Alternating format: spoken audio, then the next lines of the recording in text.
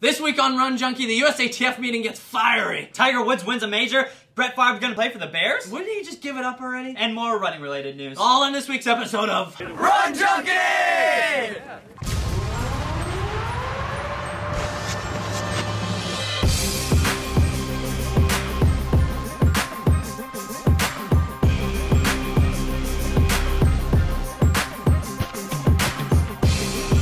This past week in St. Louis, things really heated up at the USATF annual meeting. A lot of talk about sponsorship, logo placement, and it really got heated not because of the content matter, but because there was a live stream of the meeting provided without people's knowledge, and somehow we got blamed for it, and we were in Portland and Austin. But anyway, that's besides the point. One thing that was figured out, an IAA rule in 2012 is going to allow an extra logo on the right side of your chest at all IAA events. We also found out that the USATF had been enforcing an IAAF rule that wasn't even in the USATF rulebook. Teaches the athletes not to assume that what you're being told is the truth. There's also talk of this athlete resolution which states that there would be no restrictions on logos or sizes in domestic competition outside of the US Championships. The only thing is we can't get a read on, did it actually go through? What's going on with it? Someone give us some knowledge here. Thanks to Lori Smith, the hammer thrower, who gave us a little bit of an insight into her view of how the meeting went. And also check out Adam Nelson's interview on, are the Olympics good for the sport?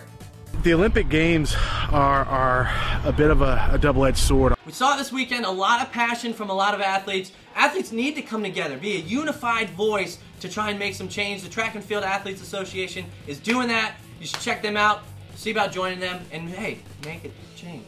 Make it change. Know what we didn't hear about this weekend about any sort of change? Who is the next official CEO at USATF? That brings us to the rumor mill. Now, on Let's Run, there's a huge thread going around about Vin taking the CEO position after the 2012 trials. Yes, this would be interesting. There's been talk about this over the last couple years, about him taking it, and he always denies it.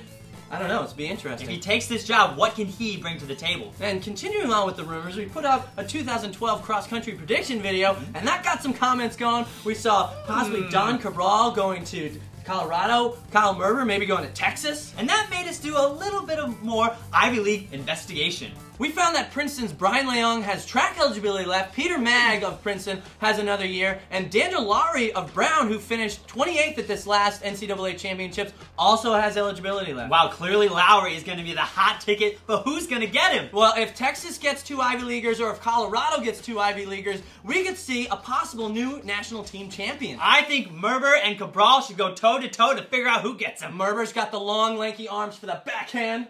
Yeah, but Cabral's got the strong thighs that'll take you out! Now this made us wonder about Ivy League women. Now top senior Alex Banfish has no eligibility left. I guess we won't worry about her, but one thing that I was wondering, if Alex Banfish and Alex Lohr decided to have offspring for whatever reason, they would have the nicest teeth in the history of the world. Kind of like the Mask. Just saying. And in things that are actually happening, Trevor Dunbar is going to Portland. He's already there, but now he's going to Oregon.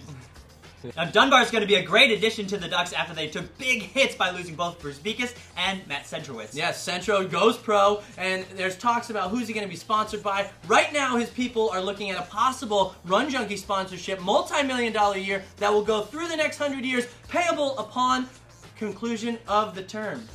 Keep your receipts. Other rumors that have been confirmed to be true, Dathan Ritzenheim actually wore a fanny pack in training. Yeah, and BYU throws up more than any team in the country. And NXN runner-up Haley Pierce is going to be joining the national champs Georgetown Hoyas. Wow, speaking of NXN, shout out to the Christian Brother Academy boys who gave us our Run Junkie shout out to start the show. They won Nike Team Nationals by a mere 4 points, and the Fayetteville Manlius girls won their 6th straight title. And also, we gotta give a shout out to the girls team, Fort Collins, with great stashes. I think they got some inspiration from the University of Washington there. Another thing we learned from NXN is Solinsky wants to audition for Flow Track too. He saw Andrew Weeding and he wanted to school him a little bit. Also want to give Chris Solinsky a birthday shout out. It was this past Monday, Air 5 for him. All right. We also asked Mr. Tony Schmorgowitz what his future is in triathlon, and is he gonna still run?